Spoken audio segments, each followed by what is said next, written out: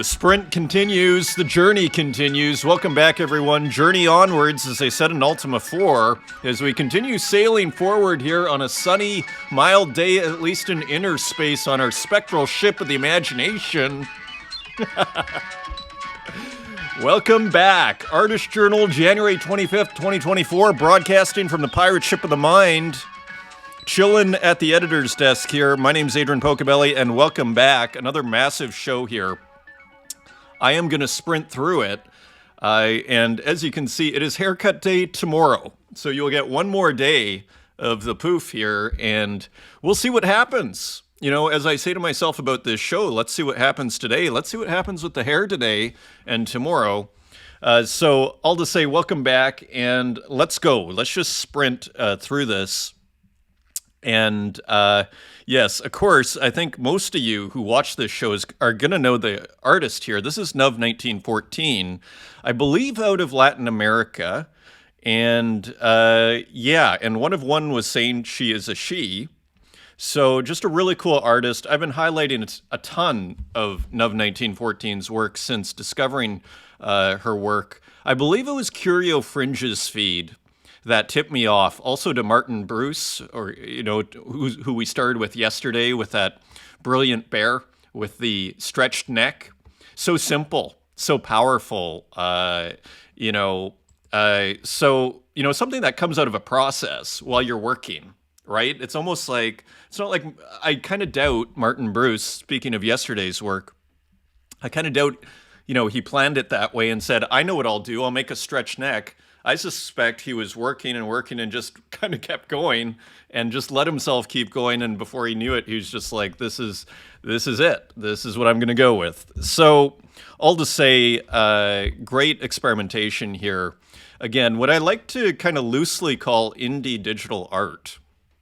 Digital art that's a little trickier, a little more challenging. I'd argue Martin Bruce is in that kind of very loose category here. And why do I say that here? I mean, this is a cat, as far as I understand. Let's look at the title.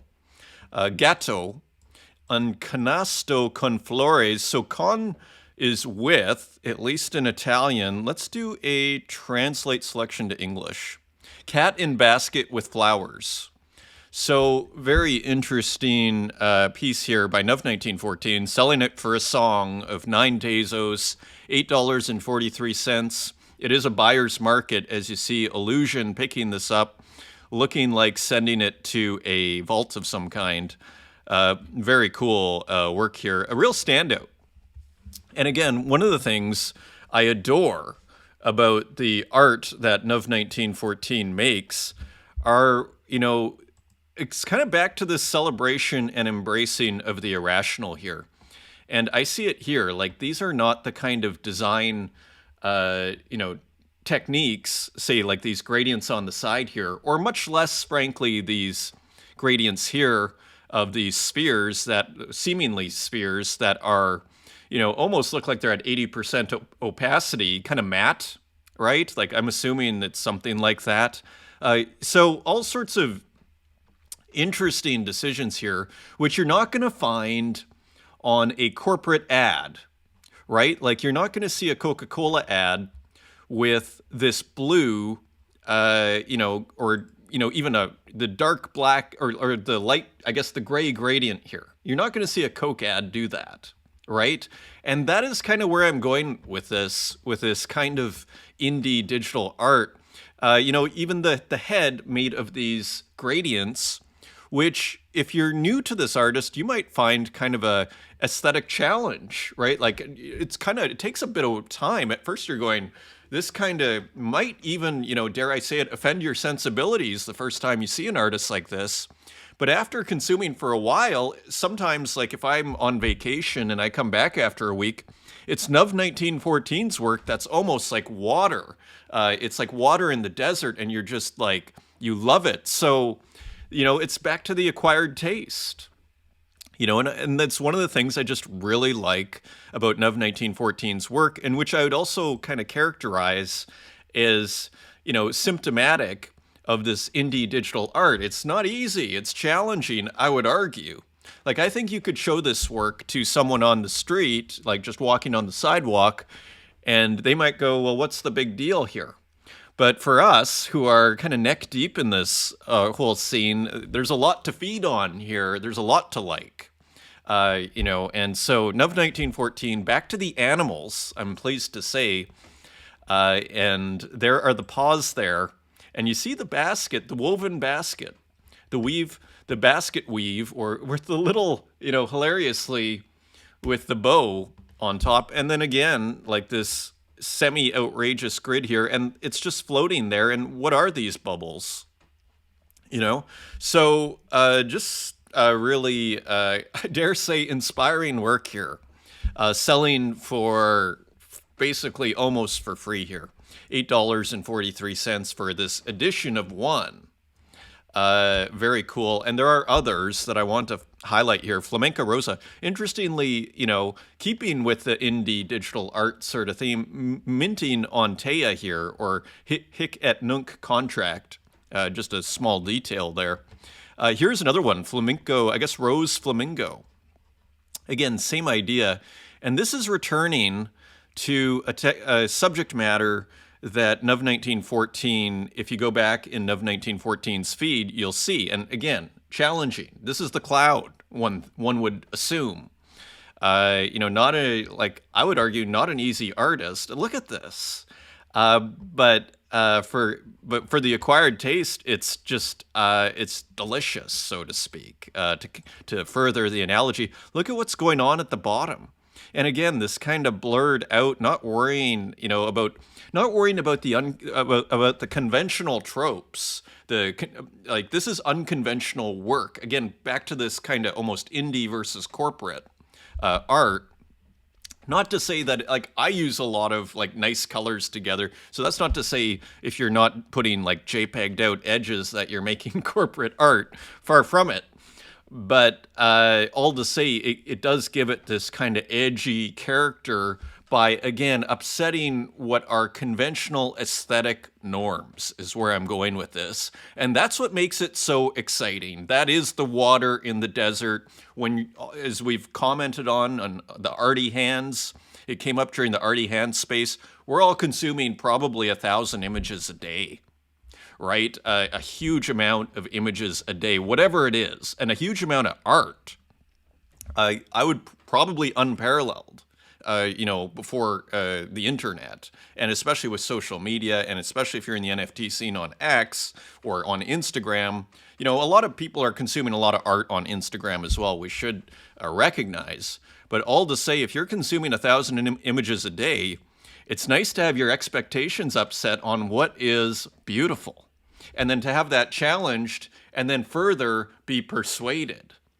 It's like that classic, situation of some of your favorite albums, music albums, you don't really necessarily even enjoy on the first time. And sometimes those become your all-time favorite. Beautiful composition here, I might add. And just beautiful contrasts here. Working on a formal technical level here, you have the super gradient, light gradient, and then contrasted with this sharp, completely different tool. Creating a contrast, and when you zoom out, a beauty of sorts. And actually a really nice pose of the bird here too, of the flamingo. So how much did this sell for? 9 Tezos to Amelia Versace, picking up another one. Nice pickup there. And finally, another one here, Caballol, which I think is horse. If I'm not mistaken, this going also to Amelia Versace, 9 Tezos. And playing with different colors here. Again, what is this gradient here with the horse here? Right? This, what I like to loosely call outrageous decisions here. And here, right? So quite exciting work. And then when you look at the portrayal of the horse itself, quite, tempting to call it masterfully done. The way that this is done over here. The way these, gradiented squares, rectangles are, cut and paste and everything here. Even here in the head. And then going down here, get ready to upset your expectations some more. I mean, who it vaguely reminds me of here? I mean, and who else challenges your expectations? And we're going to see this right away here. No hygiene. no hygiene, right? With those kind of outrageous AI works, which are quite starting to sell quite a bit. So maybe just to kind of summarize this, maybe one of the many conclusions we could come to here, maybe it's bullish on this whole scene that not only is work like this challenging work is being made, but it's also being sold. People are buying it. And so, again, I would just from a very big picture perspective, this upsets the stereotype of NFT collectors and of artists from outside. Because the stereotype I get, at least, 6 months ago, it's like, well, isn't all that NFT art terrible? Assuming that it's all just like a few couple of, and them thinking, oh, I don't like people, so therefore it all must be terrible, is what they're thinking to themselves. Or maybe it's the Bored Ape Yacht Club and they see this stuff on TV and they just go, I don't need to care. I would say this definitely upsets that whole narrative, that whole way of thinking about this scene. More grounds for optimism here. And here is Nov 1914's page. We've been showing a ton of these. This sold. I was tempted to pick that up. Yeah, and this you can get on secondary for 20. This one's still 10. And of course, the collaboration with Zozo, like what a cup, that's a whole lot of imagination in that collaboration, in that duo, so to speak. So, hugely prolific artist, putting out several works a day, now putting out a lot of one-of-ones, which I find very exciting. And I think really good for Object, frankly, because it encourages you to stay on the platform, because you don't know when Nov 1914, for example, or your favorite artist is going to mint a one-of-one. So very cool work there as usual. Now, a huge thank you to Tez Nouns. This was like an internet honor. Over here, Tez Nouns, a special edition variation for the Tez Nouns collection, bridging the gap between PFP inspired by the Creative Commons, or CC0, I should say, spirit of nouns on ETH, and iconic artist on Tezos. That is a homage to Adrian Pocobelli. So I totally appreciate this Tez Nouns and Tez Vending Machine, maybe Flexosaurus in there for good measure. And there I am, and there's the bookshelf there. So, again, I was kind of rendered mute there with speechlessness yesterday morning, so that was really, really cool. So thank you for that, and a one-of-one sent over. I will treasure that as I posted in the tweet. And here's another one. Since we're on the Tez Nouns, this is one that was made by Yuri J. Of course, a lot of artists make Tez Nouns. I thought this was a brilliant one. Here, because you're going, well, where's the Tez Noun? Well, it's here in the glasses on the book.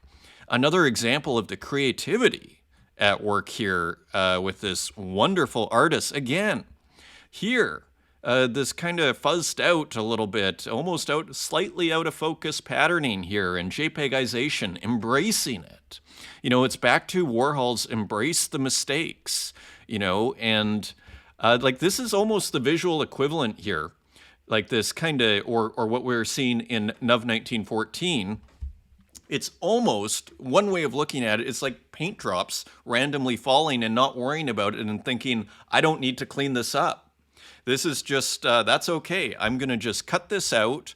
And if it's a little out of focus, if it's a little blurry, that's great. Because I like, brush drops on the paint. That looks good. That is adding to the richness of this work, and it does. It adds to you could argue it makes it a more complicated, sophisticated work. This isn't an accident, right? This is on purpose. The artist is very well aware, so is Nov 1914, about what's going on here, okay? So just a really super original Tez Noun from Yuri J. So super cool there, and a huge thank you to Anis Abdin and Dina Chang and everybody who came out to this Twitter space, this X space yesterday. It was fascinating. If you haven't listened to Anis Abdin, if you haven't listened to this and you're a pixel art fan, you will probably really enjoy it. It was one of the most energetic spaces there, and I don't even know why. But it was maybe I just had, 2 coffees beforehand. I don't know, but the energy felt really great in that space, and it was the first time, I'm proud to say, that Anis Abdin actually spoke in a space. And let me tell you, Anis's story is quite a whole story on plagiarism at the end involving Hollywood, which I don't think anybody really expected. And if you don't know who Anis Abdin is, a wonderful pixel artist here, as you will see, and releasing now one a day on here on X, and also on Reddit. They're being released, and I think minting some of them on Foundation here. And maybe if I can do a little more research here, wouldn't it be wonderful to have this on Ordinals? And we're going to talk about that. You kind of gotta. It's almost like, if you're thinking about it, at least the message I'm seeing, as we're going to see here, it's starting to pick up momentum. And there's something to be said for, I don't know if you're early anymore, but you're not late. But you could be late if you wait a couple of months. Let's put it that way. Anyway, this is today's post. Look at how beautiful it is. Focuses on nature. So just a really awesome pixel artist. So thank you, everybody, for coming out to that. And thank you, Anis and Dina, who is wonderful. She's going to be on next week as well. And so just looking at the comments here on last episode, let me just pause that. So Little Cakes on the New Yorker magazine article, I ended up reading that. Again, remember Alan Survey? My kind of, I don't know if I'd call him my guilty pleasure as far as Twitter accounts, but pretty close. Like, yeah, and we'll see more from Alan Survey. Maybe not this episode, but I'll come back to Alan Survey. Anyways, Alan Survey posted a tweet about this New Yorker magazine article on internet, on IP, on intellectual property and AI, and where very fascinatingly, it wasn't the AI that was being called into question and how dare the AI use the people's intellectual property to make something new. It was more saying maybe the intellectual property is what needs to change, not the AI, which I thought was just a very fun approach to the way of thinking about it. So anyway, Little Cakes read the article and also listened to Spaces Convo this morning with Anis. Lots of IP thoughts swirling around because, of course, IP came up in the Hollywood issue with Anis Abdin.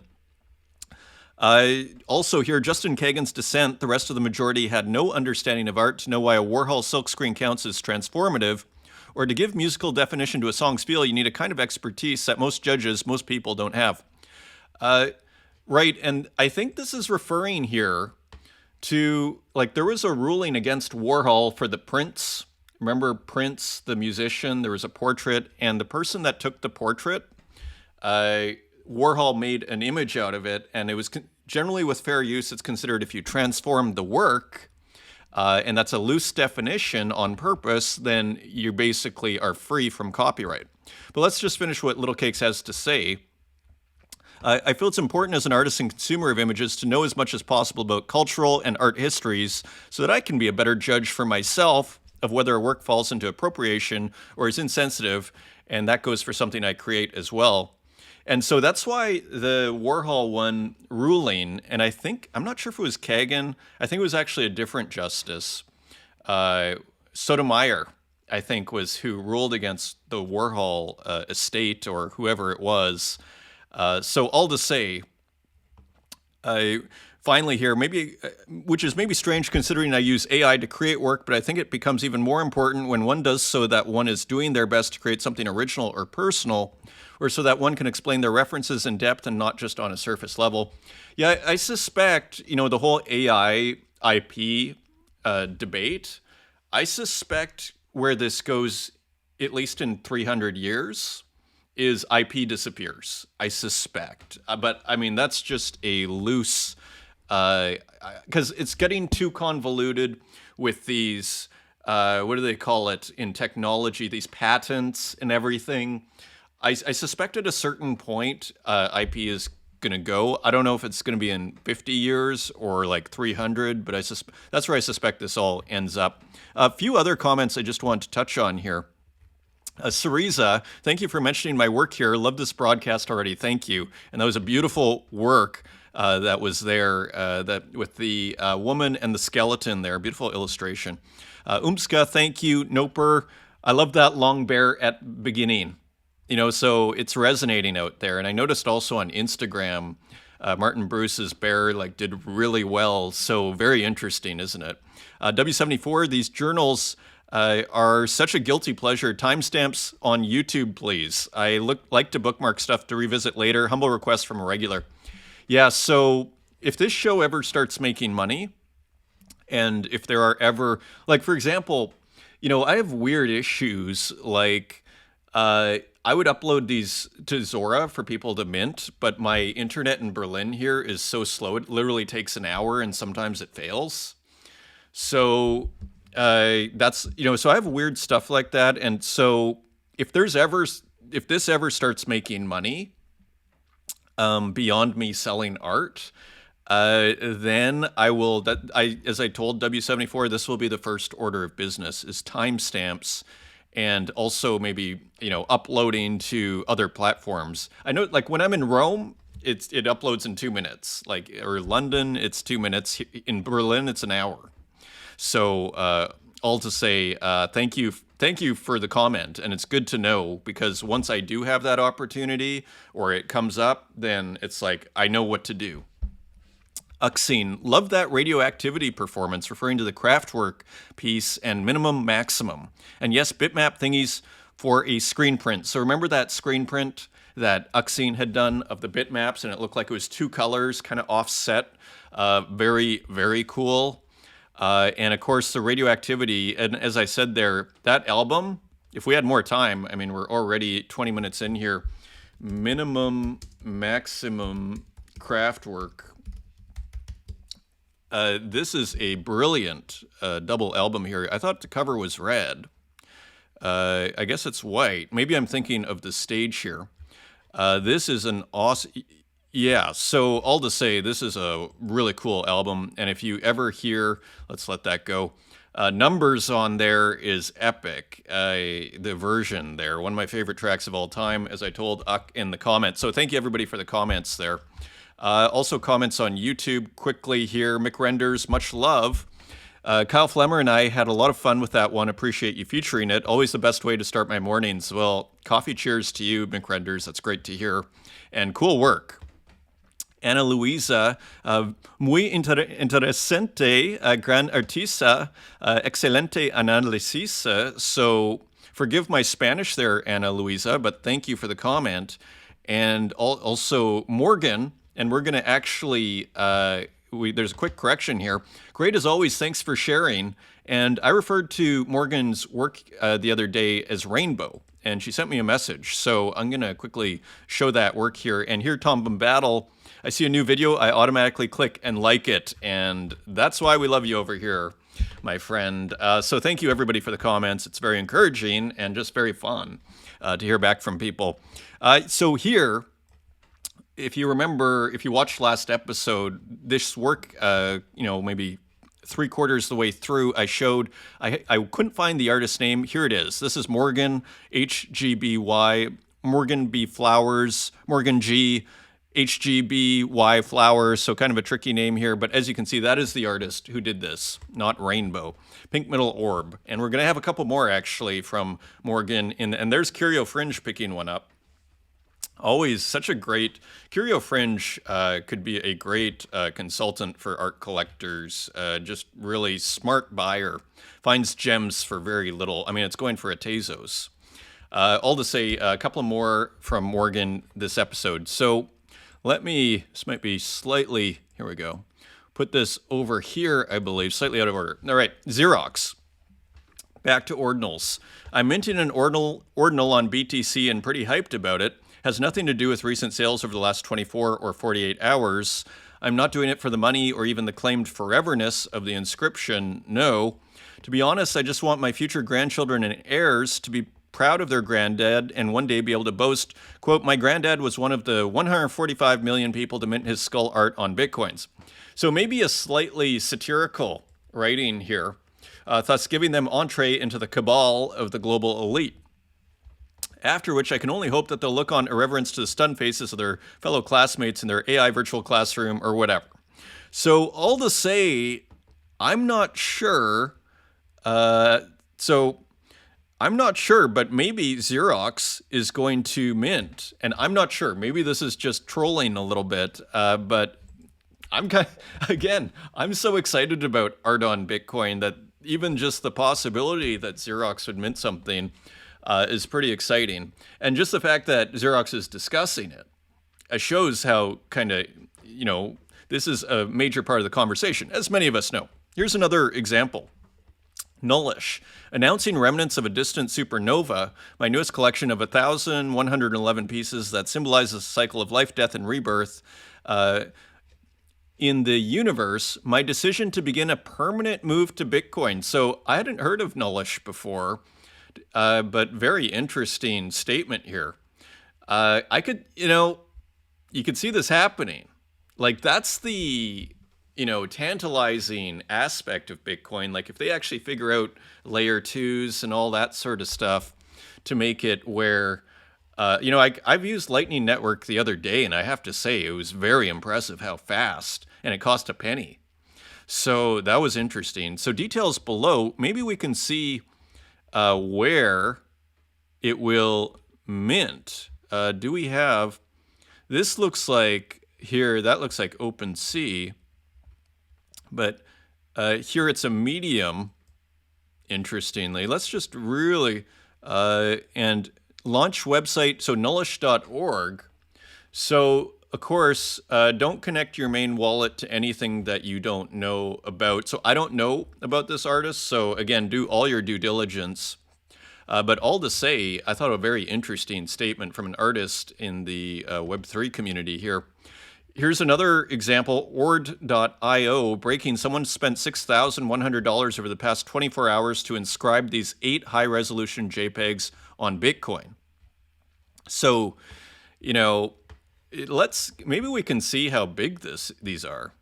Wouldn't that be interesting? Because, so 246 kilobytes, so costing only $800. So again, because again, this doesn't line up. If this was $10 a kilobyte, this would be $2,400. But they did all 8 of them for $6,000.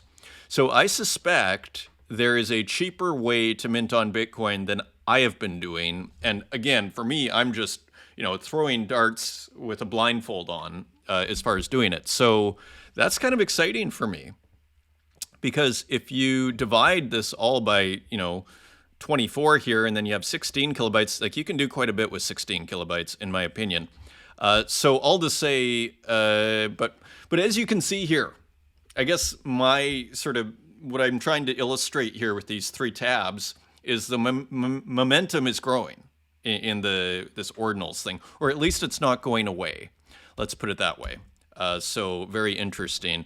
Tukes, and the reason I'm, just for people that deal with flashing here, so maybe I can, there we go. So Tukes, so Ethereum is still making sales though. So Colborne from the Museum of Crypto Art, big shout out to Colborne, who actually picked up a few of my works a couple of years ago. So much appreciated there. Thanks for kicking off the auction for Shadows on Pastel Walls on Super Rare. And thank you for the anonymous bidder for immediately getting a second bid. So there is life out there, and don't forget about Ethereum here too, with all of this discussion of all these different chains. Tukes getting some bids here, and so interesting piece here too. As usual, always experimenting there. So RJ, so another solo show, so to speak, curated by RJ on Object.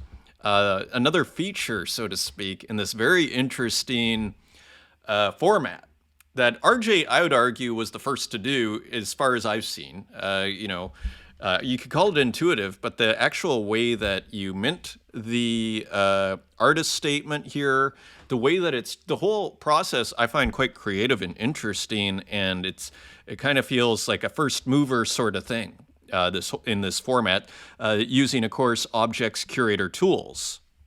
Second deep dive essay, this time on no hygiene, and the imperative of acceptance. So kind of what we were discussing here at the beginning, challenging your aesthetic assumptions and what is supposed to be quote unquote beautiful. And of course, no hygiene is also. So again, just the fact that people are discussing this, I find quite, it seems sophisticated to me. And it is up on, so this is up on Object. The essay has currently only been read on Taya as Object was having some PDF troubles. So, and I think I brought it up here. Let me see. Here is the show. So here's the show. And what I found really interesting about this, working the curator's editing or the curator's, tools here quite with a lot of muscle.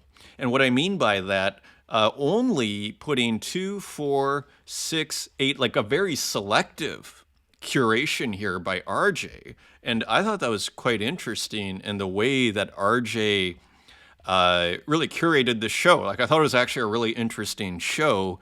And here is the essay here. So super interesting. No hygiene and the imperative of acceptance. So another one from RJ, and No Hygiene replied, I will read this wonderful text in detail, which highlights the relationship between AI and art, as well as this duality between the urge to disgust and the obligation to accept.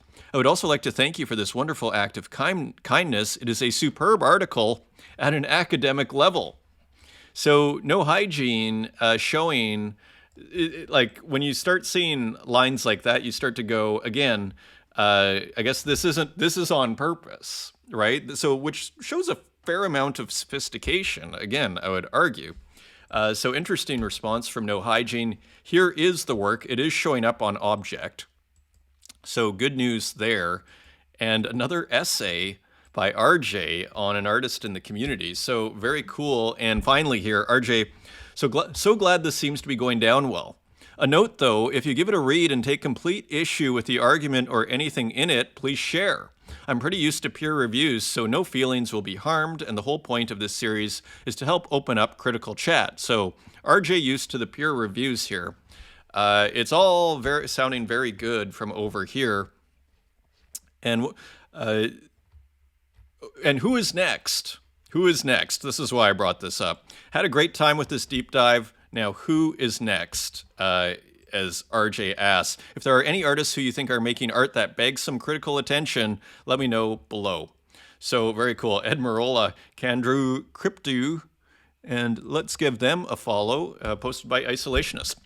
Just a couple of news items here that I thought were interesting. So remember the Parthenon marbles, also known as the Elgin marbles, and that are in the British Museum. And of course, Athens, Greece has been trying to get back these relief sculptures, deep relief sculptures from, I think it's the pediment, the triangle at the top of the Parthenon there in Athens. So just on that whole, appropriation front, and actually I was having this discussion, I'm glad this came up, with Ken Consumer, who actually I saw the other day. Thank you to Ken Consumer for giving me this beautiful pen plotter work here. I just do it vertical so you can see it.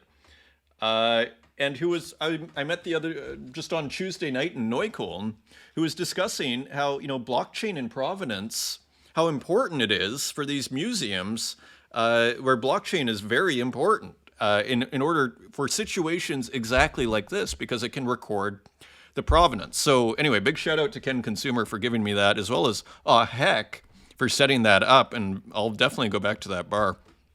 Anyway, so this is within the whole discussion of, having other countries' works, and here's another example. So BBC, Asante Gold, UK to loan back Ghana's looted crown jewels. So here, these are from Ghana, these beautiful objects here, probably real gold in there, ceremonial cap. And let's just take a quick look at here, because I thought it was actually quite interesting what was said. The UK is sending back Ghana's crown jewels back home 150 years after looting them from the court of the Asante king. A gold peace pipe is among 32 items returning, and this is the key, under long-term loan deals the BBC can reveal. This is what they were trying to do with Greece as well. Say, look, we'll give it back to you as a loan, but there are laws in the UK against us giving it back. So sorry, we can't give it back. Only a long-term loan. The V&A, the Victoria and Albert Museum, a very famous museum in London, is lending 17 pieces. It's kind of like a design museum to a certain degree. Is lending 17 pieces, and 15 are from the British Museum. So Ghana's chief negotiator said he hoped for a, quote, new sense of cultural cooperation, end quote, after generations of anger. And this was the quote that I wanted to highlight here.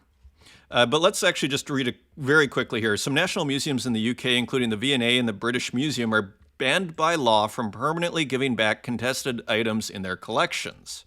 And loan deals such as this are seen as a way to allow objects to return to their countries of origin. But some countries laying claim to disputed artifacts fear that loans may be used to imply they accept the UK's ownership. Indeed, from a legal perspective, that is not crazy. And this is what I want to highlight. Tristram Hunt, director of the V&A, this museum in London, told the BBC that the gold items of court regalia are the equivalent of our crown jewels. So it's hard to imagine here that they would allow, because of course the crown jewels are in the Tower in London, like the British. So they're being loaned, but again, England is basically saying our hands are tied. There's nothing we can do. There's a law against it.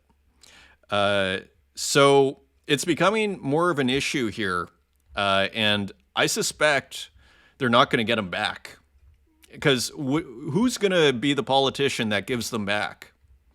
And so that's also an interesting question. Will they get them back? I'm not sure if it said how long the loan is for. Shall we just very quickly look? I'm not sure if we're going to be able to find it. Is this just an with an option to extend 3-year loan with an option to extend for a further 3 years? So an interesting situation here. A 3-year loan agreement with an option to extend for a further 3 years. I suspect they're not going back, but that is just a hunch on my side. And I love this headline here from Art News, because I've been discussing this, frankly, for years. Oh no, another Picasso show. And Picasso is great and everything. But Picasso fatigue is a real thing. They're finally starting to address this, experts say, but few are ready to leave the artist behind. Just last summer, I was seeing another Picasso show here in Berlin on the subway. So I just thought that headline was funny. Picasso fatigue. It kind of speaks, because again, I mean, it speaks, again, it's another reason to be excited about this scene, because it's a whole bunch of new artists, right? Because what's the problem with going to a lot of museums these days is you've kind of seen a lot of it before, and it's not necessarily, going to grab you in the same way as it did maybe the first few times you went to those museums. And now we're all familiar with these artists. You go, even brilliant artists like Magritte or Dali, I mean, you've kind of seen it, right? So kind of speaking to the, it's almost like the museums they need new content. Like their content, they've kind of recycled it so many times. And I think you're starting to see some hints here that, I've been hearing anecdotally that museum attendance has been down. I don't know too much about that though. Let's continue here. Zora. So introducing a really interesting new feature here. Canvas, draw, type, and layer images to create anything on chain. Find freedom on this canvas. So some more great copy there from Zora. And here, wow, so making it on chain. So how cool is this? Zora.co/create canvas. And already Cap'n free mint created on site using the canvas feature. And what's hilarious is it totally looks like a Cap'n work already. And I don't know if you can see those mountains in there. But one of my favorite techniques actually is putting white on kind of a lighter gray or on a gray. Very powerful here. Here you have this mountain, what looks like mountains, and then some code over top. Probably just having fun. But all of these different styles making a really nice contrast with each other. Bit of text, nice big chunky question mark here. Again, Cap'n making it look very easy here. Here's Pamelo Chirone trying the new amazing tool on our Zora. Looks like on the tablet. How cool is that? Who knew? So, that's looking like a pretty practical tool here, isn't it? So pretty cool to see that too. And also Stip and Pixel also making a cat here. So, I mean, I think it's just a really, really cool iteration, by Zora here, as usual. And they have another one here too. So cool work here from Stip and Pixel. And I'm very excited about this. This is something I was looking for, which is follows. Because now, one of the trickiest parts of Zora is being able to follow or be notified when an artist that you like mints a work. So hopefully I'll have more works on Zora now, or on this show, as a result of them having follows. So that is great. Speaking of that, I've started following people on Foundation, which is a great way to get a feed here. As you can see, the feed button here. And that you can track basically any ETH works come out through here. Of course, this is Cider. Cider released a few works, and look, I mean, again, more action on ETH here, 0.75. So the market, may have slowed down, but it's just more selective, though. So, I mean, as you're going to see here, Cider's done very well. I mean, 0.75 ETH, really nice work here. What is the title again? Guidance. Seeming to have a Jesus figure here. And we'll see if we can zoom in a bit here. Not having any luck right now, but very great negative space here too with the black background there.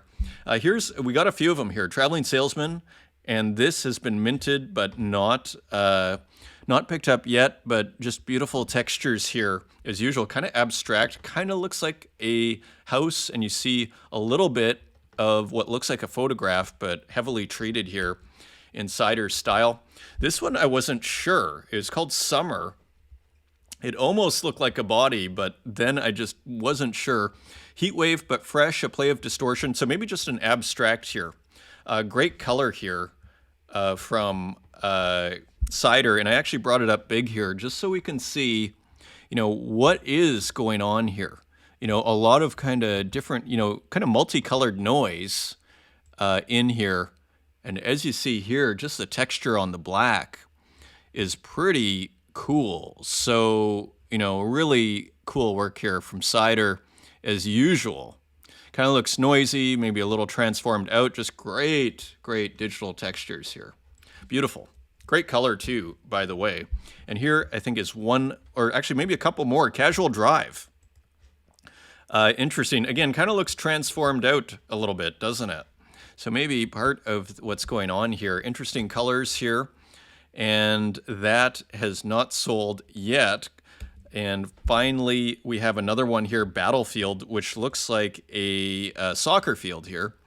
And with maybe some explosions on it, hard to tell, and maybe some players. So pretty interesting. Maybe a combination of a war map and a soccer field, perhaps. Hard to say. A play of distortion with digital illustration and collage. Of course, distortion is another way of describing this. Very cool work from Cider. Demon Ego with some cool work here too. Let's see here. This kind of looks printed. It's not clear. Almost has a bit of a soccer field feel to it, but more of a celebrating the selection tool and almost what you'd see as the toolbox in Photoshop, but not quite. Again, interesting structure, a lot of experimentation here. Again, it kind of looks printed and everything. So this is posted on X, and we have another one which looks like it has more drawing on top of it. And I wonder, this looks like the underlayer of this. So isn't that interesting? It is. So you can see really how Demon Ego really builds one of their works. So this is like a, underlying canvas, and then all of the drawing comes on top. Beautiful, kind of vague echoes of Polka, Zigmar Polka, as well as even like the Warhol Basquiat collaboration, because you see, Warhol would screen print underneath, kind of, and that's almost the equivalent of this. Whereas, and then afterwards, Basquiat would doodle on top, basically, and then here you see the doodling on top, creating a beautiful contrast here. So cool work from Demon Ego. This came out earlier, but I didn't see it. This came out, I think, on the 1st, and this is a signature by Rinnyfish. And I thought this was pretty cool, and just wanted to highlight it. Of course, Rinnyfish was hacked the other day, so do support Rinnyfish. I thought this was quite cool, and I don't think we've seen that before. So just wanted to highlight that. That's a part of the Tezos signature series, which is really cool. I think put on, if I'm not mistaken, by Piero. So cool work here. That is 50 Tezos, edition of 20 on secondary, I believe. Yes. So, selling for pull. That's funny. So that is on secondary now. A new one by Uxine here. And let me just make it bigger here. So cool work here. What does this say? Please stand by. So you know what this reminds me of? This reminds me of Uxine's earlier work, where there's always kind of a metaphysical undertow or theme, you might say, to the work. You know how beautifully this is done. And this beautiful angle, just a simple angle between the walls here, and also here, and the window here, this kind of window to nothing, and beautifully painted there, by the way. So it kind of reminds me of Uxine's metaphysical work. Like, I mean, it kind of has a little bit of a play on the cave, so to speak, where there's the fire, behind the people that are looking at the projecting, the light that's coming in, and they see the shadows on the wall. Kind of looks like a play on the cave, holographic void. Cool work here. Now 225 Tezos on secondary. And what did this sell for? 79 Tezos on primary. Nice work there from Uxine, edition of 11. Beautiful work as ever. And here's a work posted by Uxine hilariously with this text. I thought just interesting. And of course, coming from that meme, and also probably a painting that I don't recognize. But nice, again, making it look easy here. Super textured, very noisy version of this, friar or monk from that meme. That X meme. Continuing on, The Myth with Notorious B.I.G. Really cool work here. And interesting, intense expression here. Love the color of the shirt as well as the background here. No boxing gloves, interestingly. So great choice of subject. Interesting how there's no boxing gloves on this one. But having the same, maybe Notorious B.I.G. doesn't need boxing gloves because it still feels like a part of that series, doesn't it? So cool work here, 10 Tezos, and there are 2 left on primary. Get it while you can. Dan Control with another super interesting subject. Here, I guess you'd call this Cat's Cradle is the game where you get the string and your hands, and then you play all the tricks and everything. Very nice piece here. Good morning from Dan Control. Again, looking like it's using the 16:9 ratio canvas size. So very interesting and beautifully treated there too. Interesting white background as well. Interesting choice. I like the minimalism of that, and just it's all about the subject matter here. Your girlfriend. Okay, so this is Rustic Digital Art, again playing off of the video game ideas, and here you see kind of a racing figure here falling off of what looks like almost like a Hard Hat Mac or Donkey Kong type structure here. And here is with a background. So again, just very, embracing irrationality here, as I always say with Rustic. And here, it's almost like Mario is up here, even though it kind of looks like Donkey Kong. And there you have the duck hunt. So combining different images from Nintendo games, let's say, high score, the hearts, and then putting a kind of painterly background. Interesting composition. Interesting work here. And this was burned, so I'm not sure. There could be a newer one or just burned, not sure. Continuing on, Santiago, and this is interesting. So there are 2 works here. And of course, they take a little while to look. You'll see they're very similar.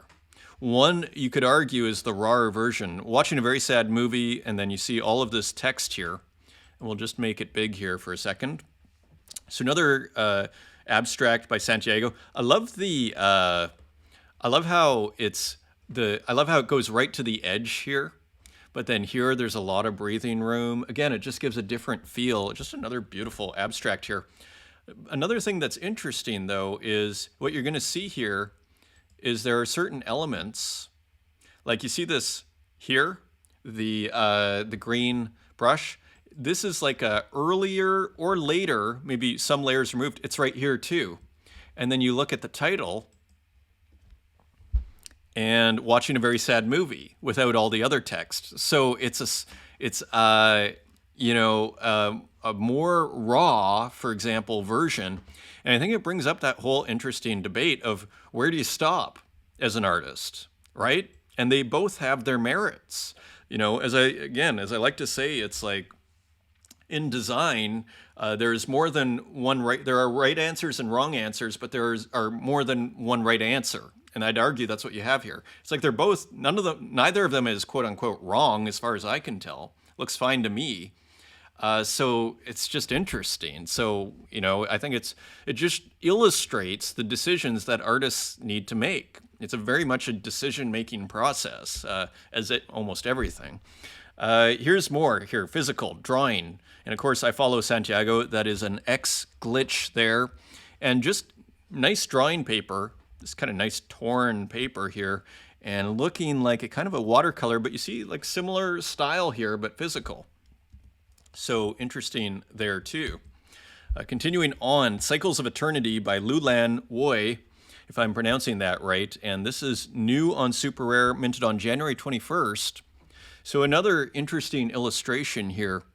And let's see if we can go any further. So here it is. My computer's already starting to act up a bit, so I'm not going to magnify any more in case it's a huge file, but pretty cool kind of skeleton. We've seen their work before, and just an interesting combination of almost kind of architectural elements, stairs, a little bell tower here. There's a sun, but kind of designy, just interesting work, recognizable color scheme. Again, Lulan Woi, that's a reserve of 2.26 ETH on Super Rare. Louis Osborne with a work, and what is this? Amount of 30 listed on object in the limelight. So we're watching the work in progress here on this one, and kind of a play on the surveillance. Remember we were seeing the cameras? And there was the person, I think, surrounded by surveillance cameras. Here's another take on it, almost this panopticon idea, where, again, you have the person in the middle with the unhappy face and eyes watching from all corners. So more surveillance theme. In the limelight, kind of a subtle title there from Louis Osborne, not listed yet on object. Very cool. And Katerina Create with a couple here in the Rider series, Joyful Rider, and this sold for 20 Tezos to Humans of the Universe, and a nicely illustrated and animated work here, with this time looking like a Pegasus here, and the figure, the Katerina Create character here with a flower, with flowers growing out of the body here, and here out of the Pegasus maybe, and just nice colors and everything. Great textures here. Again, kind of a dream world, kind of clouds here. You could say it's snow, but it's more like clouds, and kind of gives the impression of warm weather. Joyful Rider, interesting piece, mysterious piece. This one was great too. Flying Rider, and here kind of a dove-like figure or character, animal. And the figure, this time with darker hair, so maybe a different character, with maybe a different haircut here, riding this dove, and here almost kind of a Christmas feeling here with these plants, but not necessarily, almost like those berries you find at Christmas. Is that mistletoe? Not sure, but this is probably just a flower, abstracted flower, going through the air, so in kind of a different feel to this one in terms of how you don't have the landscape grounding it, but works quite well, beautifully balanced here, and there are a few raindrops coming in. Few illustrated raindrops, just a really interesting, again, kind of a surreal illustration. 30 Tezos edition of 1 on Object there. And here we have a new one by Jake Studios, Patron Saints of Mixed Signals. Let's look at this. And again, kind of like this Crown of Thorns barbed wire reference here, and these red marks kind of evoking blood, and then kind of like a ghost here. So again, kind of a very kind of intuitive and suggestive sort of image here, feeling like it refers to Christ, but not necessarily, but not directly. And then you have all of these screens attached to the barbed wire with happy and sad faces and different information on it. And then a live, just to cap it off there, a live signal as if it's a TV broadcast. Interesting background here with this very interesting gradient, because it looks like it's kind of stretched out a little bit, or noisy, so to speak. Very digitally drawn animation, Jake Studios, edition of 10 for 7 Tezos. Cool work. Original. Let's continue here. If it loads, we shall see. Here we go. Oh, that's why it took so long. Okay, so this is a massive file. Hopefully it doesn't crash the computer here. It's 15,000. It's La Pepesis. And this is several artists here. Aloho and La Flor, Morlacos, Wasteman Goldminovich, and Pepelandia. So we can't zoom in because it may crash my computer, but I did want to highlight this because I thought it was quite hilarious. Kind of has a bit of a Ezra Eslin feel to it. Playing with and there's Where's Waldo over there. And then you see all sorts of stuff going on here. And there is McDonald's and his Pepelandia 24. Just a fun, cool work here, collaboration here in the street here in the city scene with a whole bunch of Pepes there. Let's see what's going on the market here. 10 Tezos edition of 33. And there are how many listed? 25 listed. So cool work there. Look who's back. Look who's back. It's Adelia. I'm very happy to see Adelia back, who took a break here in a collaboration with One of One Neo. And this may have been burned. I think there's another version just to play, give you a feel. Like, pretty cool music.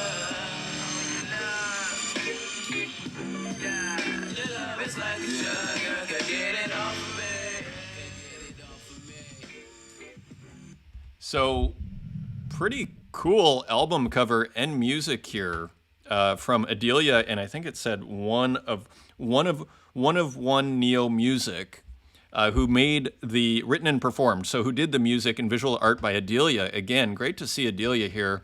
And one of Adelia's kind of favorite things is to do the synths here. And here's the person, making their music at their computer. If you go to Adelia's early work, some of my favorite NFTs, they're just beautiful and just really capture, again, I almost put it has a manga feel to it, but I almost put it under like a contemporary illustration category, which is kind of its own weird genre. Weird in the sense that illustration and contemporary, that this is a thing. But it most definitely is. I think Tornado Rodriguez commented on that at one point. Here again, you see kind of like the Mac window circles here, just very modern, and maybe our friend here, the musician, dreaming of the girl who is coming through the computer screen here, in love, making the music to impress, perhaps. Pushing Daisies. Really, really cool work here. This is a one of one. There may be a newer edition on the market there.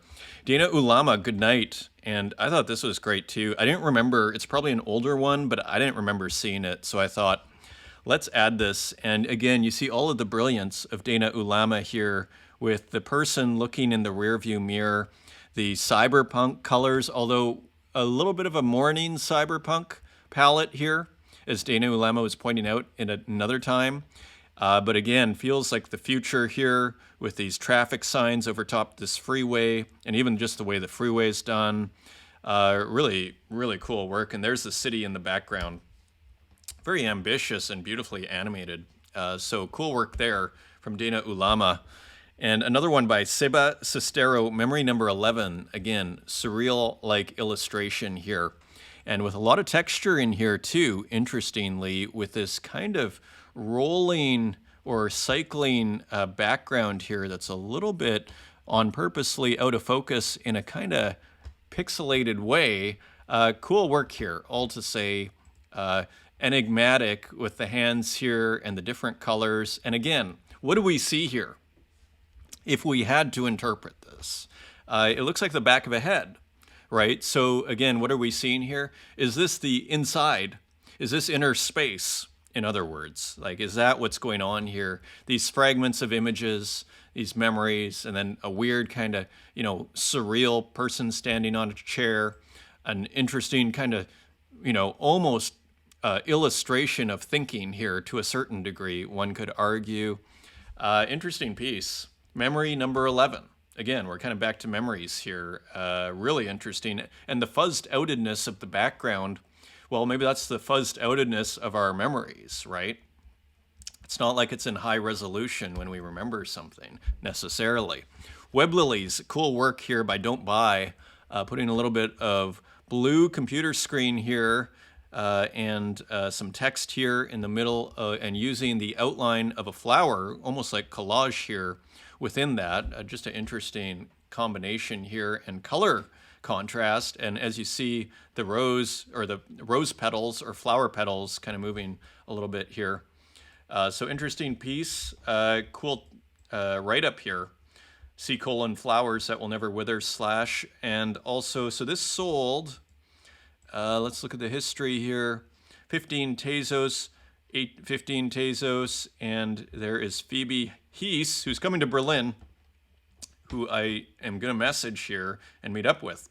Edition of 3, this is on September 25th, and so this sold for 15 Tezos each. Got it figured out here. Retro Man, Stage 5 Starwave Trader. So a new one from Retro Manny, and of course, yesterday's show, the Twitter space, we had a ton on video games, and it was great to hear Retro Manny, see Retro Manny in the audience and liking the show. So here's another addition to this work here. This goes for a minute, and I'm not sure. I don't think there's no volume, but continuing the video game vibe, and pretty exciting work. And again, someone was mentioning that it's like Star Fox. Beautiful landing and everything. So just really, just a cool work here. And there's Tuna Kuna. So, and off we go. So cool work here. 3 Tezos, edition of 50, and already selling well here. How many are left? Already got 18 owners. There are 31 left on primary. Continuing on, Green Ginger. As we pass the hour mark, we're going to speed up here. Unavoidable Fate. This is an edition of 20. I thought kind of an edgy work here in its kind of like in its somewhat obscurity, you might say. This tower that's kind of fading away into pixels. Interesting piece. So this is 1250 by 1250 edition of 20 for 3 Tezos. This was beautiful. This was on the homepage of Object. Coin with Screen. This is Element Lee with what I'd say is a rare kind of full, pixel painting. Often, almost always, Element Lee purposely leaves things, as we're going to see, maybe in the next one here. This is more kind of typical Element Lee, as you're going to see here. Of course, we looked at Element Lee's work the other day. And here, I thought just really nicely colored. It's interesting to see Element Lee's work when it's kind of filled out, so to speak. Again, playing with this idea of like what is finished and what is raw, and where does an artist stop? So Coin with Screen, fictional coin that could show its value change in real time. The shape comes from ancient Chinese coins that have a square hole, which would be a good fit to put in a little mini screen. So interesting. It's like a concept piece. This is 10 Tezos, edition of 30. And there are still 25 left on primary. Here's another one, Gates. Another just super interesting work here from Element Lee, this time on Instagram. Continuing on, 3 works here by mech.txt. Boyhood, this is 3. This is Acceptance. So doing this in backwards order here. And here, another landscape ample. This is number 1. So kind of a more brighter, interesting kind of, is this 16 by 9? Interesting ratio here. And here is another one, Angst. So kind of, you know, again, kind of wonderfully obscure here a little bit, especially here. I mean, is that rain? It's almost like the Japanese woodcuts a little bit in the way that's being treated, even like right there. And of course, yeah, and right there, of course, Mech has posted a lot of that, so that wouldn't be a huge revelation here. Pretty cool work there, a triptych. I believe. Finally, you have arrived. This is Figments with Kruger, and so this also has some music in it. Kind of a quicker beat with Figments, who is capping.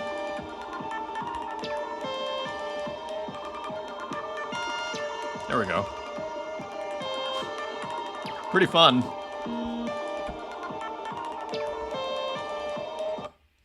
So this is 15 Tezos, and this is an edition of 20, and there are 16 left. So another cool addition to that, you know, music collaboration that Figments is doing there. Here's Manidal on Zora.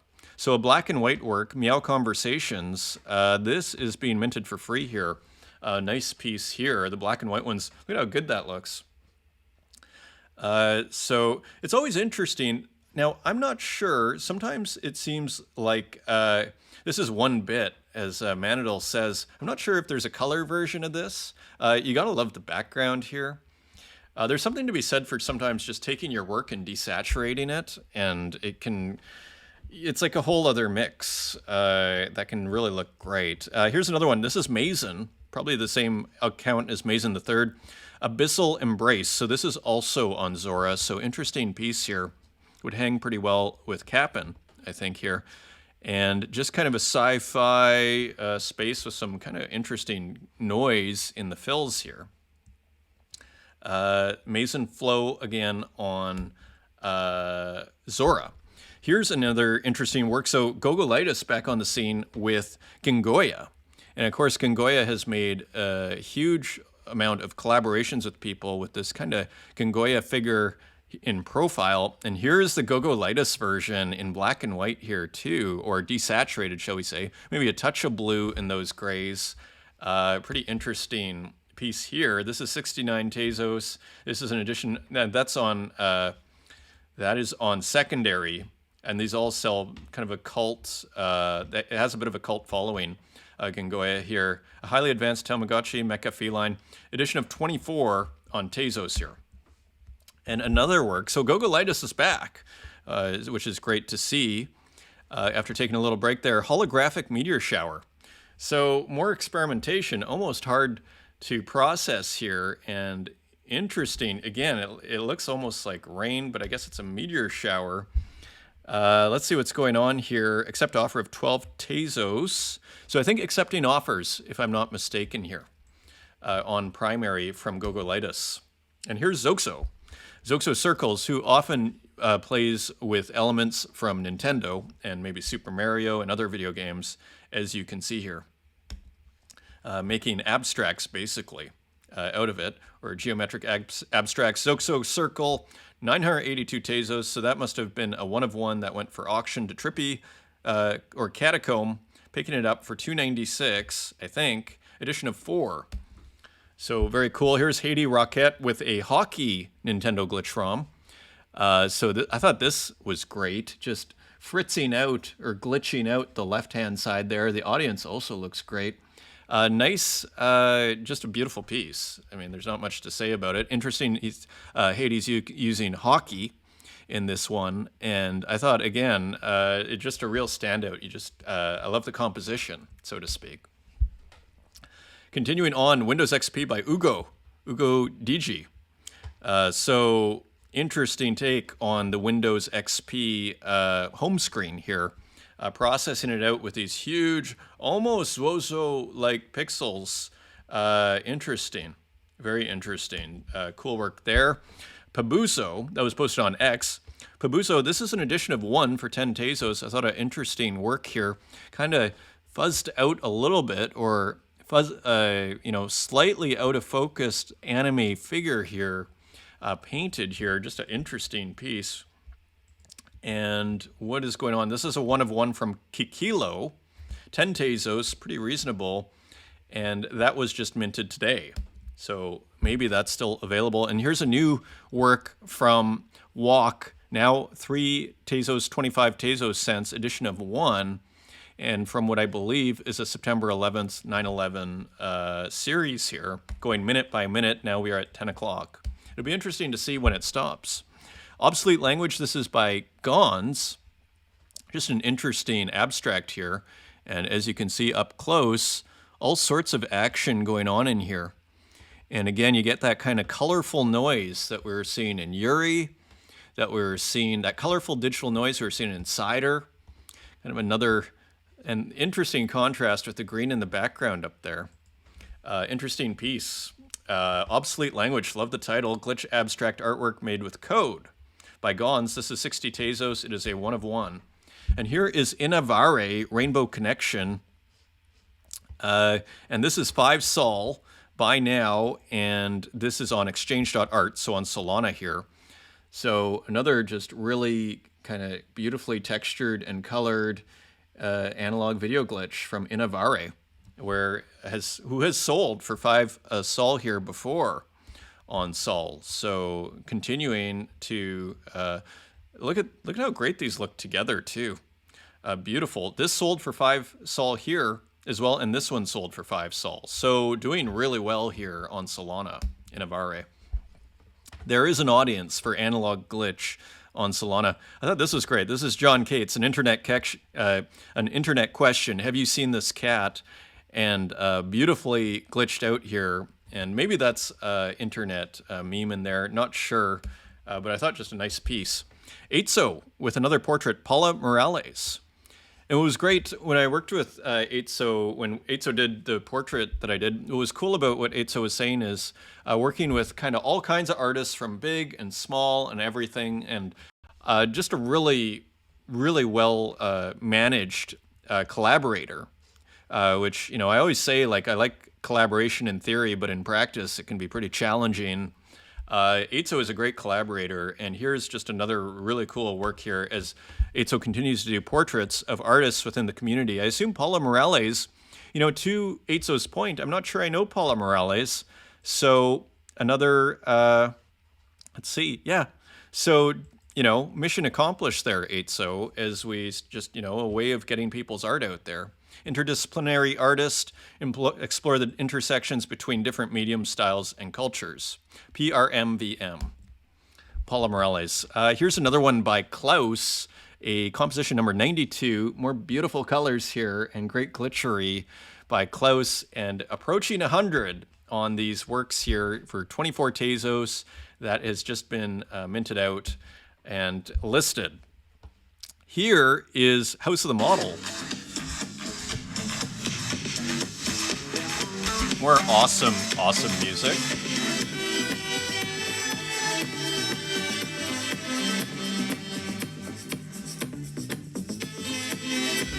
I hope you can hear that.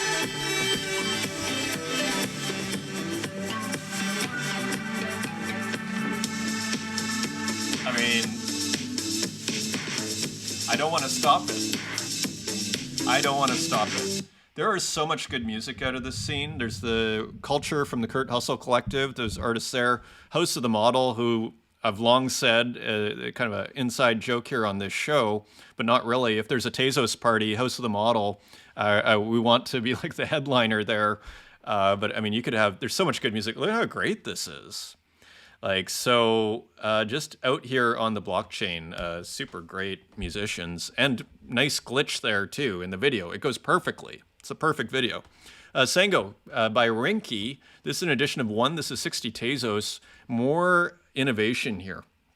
You know, Rinky has been putting out, I think, a work a day, or at least every weekday, probably every day, for what feels like a year. And you just get the sense that Rinky's just going to keep going. It turns into a massive body of work, and it's just quite interesting to follow where it's going to go. So cool work here. 60 Tezos, 1 of 1 on primary. And here is Morgan HGBY Flowers, who I was calling Rainbow before. So it's because Taya is kind of hard to find the name here sometimes. So here, Curls by Morgan. Cool work here. And here, that is 3 Tezos. And here's an addition of 50 for 1 Tezos, also by Morgan. Crowger Skin. So just interesting, I guess you'd call this analog, or I guess you'd call it just video, abstract video. And here, glitch here, so we get a clue here. So analog, abstract video glitch is, I think, what we'd call this. It doesn't feel super analog, but it's hard to tell. Who knows? Similar colors here from Scamra, also using stable diffusion, kind of abstracting things out a little bit, right? Kind of removing a lot of the details, kind of a raw look here. I don't think we've looked at this one. I love what's going on here. Very powerful, the computer. Even the outline here. I think we might have looked at this one because I do remember this gradient. So it's possible we looked, but we may have passed over it too quickly because that computer and the typing and how it just disintegrates. I love that. Again, like that is beautiful. I mean, that's why again I'm kind of back to this. What makes art is it's got this kind of irrational component. Like this doesn't really make sense, right? But it does within the context. It's kind of back to this idea. It must be art. Let's continue here. Bolin 132 oil painting. Now I believe 1933 woman on a chair. I believe this is AI. I think unquestionably here when we look up close. But AI oil painting, shall we call it? Pretty nice work. Kind of nice, kind of classical feel to it. Woman on a chair. And again, one of the many ways you can use AI is you could use this also. It's a work in itself. You could also use it as a source for an oil painting as well. Has a touch of a Picasso feel to it, doesn't it? Let's continue here. Already at hour 16. Interesting work put on exchange by Ryup, who I don't think I've seen before. Spring is constantly calling me. 4 of 4 sold, and not sure. Maybe I don't see for how much here. Nice piece though, which is really what I want to highlight here. Looks like some kind of photography collage, digital collage perhaps, but maybe not. Maybe real collage with what looks like real brush strokes here. But this purple here kind of looks painted. It's getting harder and harder to tell what a digital brush stroke is. Like that looks pretty real in the top right, doesn't it? So hard to say, but I'd guess that this purple here in the marker, I'd argue that's digital. So it looks like a hybrid. It looks like a hybrid. Cool piece. Minimal color with black and white. You know, that could be almost any color. That purple, if you made it red or orange, you know, just that minimal color with black and white often seems to work. This is really cool by Sky Goodman. Sega Forever is the title here. Working in all, like, who knows how Sky Goodman made this. But again, kind of looks like some AI, some huge processing here. Look at how just like destroyed these lines are here and this pixelation here. Just really interestingly done. And there's something about the video game character and even colors here that kind of really grounds this work. Even here, it is reminiscent in a somewhat distant, not too distant way of video game pixelation and just, I guess, animation. Nice piece. And here, of course, No Hygiene, who we were seeing RJ do a show on earlier and write an essay on, Baby with New Hair Transplant Made with Midjourney. So more just edgy, risky AI art by No Hygiene. Baby with New Hair Transplant Made with Midjourney. Pretty interesting. Again, car accident in person looking into the broken mirror with fear. So interesting piece and kind of looking pixelated here, but as you'll see, you know, kind of curved pixels here. Again, in AI, the pixelation is not perfect. So you get these weird little, you know, anomalies. So it feels like pixel art, but it feels also, but not exactly. So interesting work here by No Hygiene. And the George Costanza of NFTs picking this one up for 7 Tezos. and that is an edition of 1. Interesting experimentation from Mo SHIT, Time After Birth. Here, some AI artwork as well with some great textures in here. Kind of feeling like a medieval manuscript on one hand, and also like a modern city is being depicted here on the other, with what looked like volcanoes almost in the background with kind of rainbow colors coming out. And of course, some AI text, which is the giveaway here at the bottom. Time After Birth, 30 Tezos, edition of 1 on object. And this was interesting too. Cursed King by Ilya Moved. And almost, I think Ilya Moved, if I'm not mistaken, does those stitched AI works. Or the AI works that look like stitching and textiles. And it kind of looks like that's what's going on here. Interesting piece of this medieval looking, 12th or 13th century looking king with the eyes leaking there. Continuing on, Lily Illo with a really nice, what almost looks like an oil painting here. What is this called? Avoiding Innocent Comfort. I printed it out and pinned it above my desk, and it has inspired me. Oh, maybe, sorry, after I read your words, I printed it out and pinned it above my desk. Not sure if that's referring to the words or to the work. But again, this feels like a painting, doesn't it? It's got the texture of a painting here. And again, playing with this chairs and architecture series, I believe. Continuing on as we wrap up here, Olivera Durdovic, and here Bliss, and kind of a family scene here. Mom and child maybe, and in outdoor with this pink sky, AI artwork, interesting, just sitting on like a beanbag of sorts. Cool work here, and this was transferred to Daniel King AI Collection Art Addict edition of 10, available for 6 Tezos on primary. Here's another one by Mo, more experimentation here. Kind of has a little bit of a Botticelli kind of feel to it in the hair, doesn't it? Also has a little bit of a Joan of Arc feeling in the subject. And here kind of religious feeling, and you see these cupids here.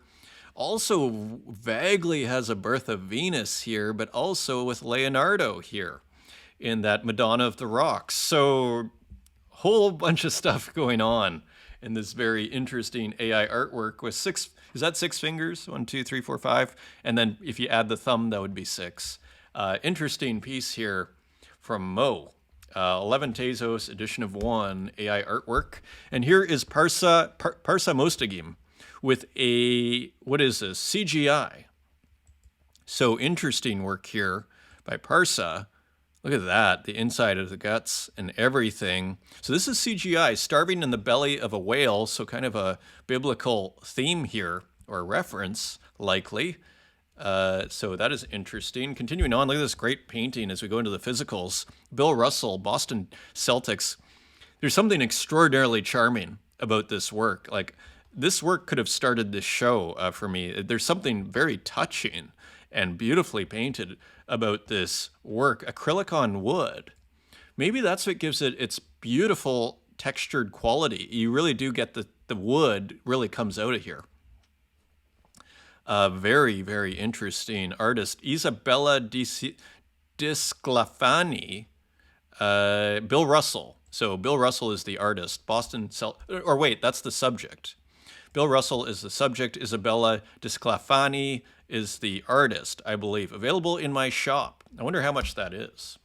So this is interesting. We've been looking at a lot of Mark Belden as we wrap up here. And Mark Belden typically does flowers and often a home, as people who have watched this show will know. It looks like we have a couch. So that definitely set off alarm bells in my brain here. I can't believe we have a couch. Yellow sofa. This is from 2022, oil on linen, 36 by 41. So it is an older work. Very interesting. I'm really enjoying seeing different subject matter from Mark Belden with this gorgeous sense of color that this artist has. Like, just incredible sense of color. Machine. How Girls Sleep by Machine. So kind of one assumes a satirical work here by Machine, but you never know. And so here is Machine sleeping in money here. And just an interesting, kind of hilarious piece. We comment on the humor. I've commented on the humor here. We see it with also Bozo Bandizo, this kind of new school humor that has entered the visual arts, which is kind of a little bit internet-y, but it feels like, next generation-ish. We see that with Machine there too. Here's another work by Nugget Brain, and pretty fun. Two lambs, seemingly almost a biblical kind of theme there, with this beautiful background, and then cherries, almost like representing these two lambs together here, united by twine by the same kind of stem here. Just one of my favorite artists, I have to say, of physical work. Like, we looked at this the other day. Like, this is just amazing to me. Just amazing. I just love this artist. The computer, just a brilliant, brilliant artist, Nugget Brain. Abel Berger here, Cochonino, I believe. Kind of an interestingly painted work here. I like the size too. Look how great that looks on the wall. And then you look at the details here. It looks like a multimedia work. Again, it's back to this looks like art thing. It's like, oh, no, I'm not going to worry about going right to the edges. And you know what? That makes it more interesting. I'm not going to worry about, doing this all perfect, and it's more interesting. I don't mind if it bleeds extra here and then I get a darker blue here and here. It makes it more interesting. Again, it's this embracing the, randomness of physical reality. You see it here? It's another take on the non finito. In a sense, it's leaving it partially unfinished, and here we see it here. It's like, no, I'm not going to worry about finishing in all of the bowl here. Looks beautiful, instant poetry. Continuing on, It's Not Gallery has posted so many interesting works I've started to notice have come from It's Not Gallery. And so here's another one, Elliot Gamer. Really on the forefront. That humor I was discussing, it really seems to understand. There's something very next generation-ish about It's Not Gallery. So another kind of interesting artist here, Elliot Gamer. Interesting piece here. Kind of has a bit of a medieval feel to it, interestingly. And just different treatments and just what is going on with this faded image. Is that like erased and then they try a different image? Who knows? Bondozo Bandito, Jeff Koons. Look at this. I mean, this is just so fun and interesting, and putting out works like every day that are just super interesting here. There's something to be said for working fast. Like, this person seems to be working constantly. I think it's Enrique Herms. And when you do that, you're not worrying about like every tiny little, you're not fussing over every little detail. It's a very fun way to work. So it's very fun to just work fast for the sake of working fast sometimes. Zoe Kim. Because what happens is you start to normalize working fast. That's the benefit. And then all of a sudden, that's how Picasso, it's almost like this show. You set a deadline and then you just do it, and whatever comes out, comes out. And then over time, you're going to get better at doing that show. Right? So it's the same kind of mentality. Zoe Kim, illustrations for Sandwich Magazine. So here are some of these. I'm not sure if it's an airbrush artist, and that's another theme we've been seeing. But all to say, again, just very interesting kind of illustrative artists here for Sandwich Magazine. And that is your show, my friends. Thank you for joining me in this hour and a half here and sharing your time with me. And I totally appreciate it and everything. So have a great day. And until next time, take care.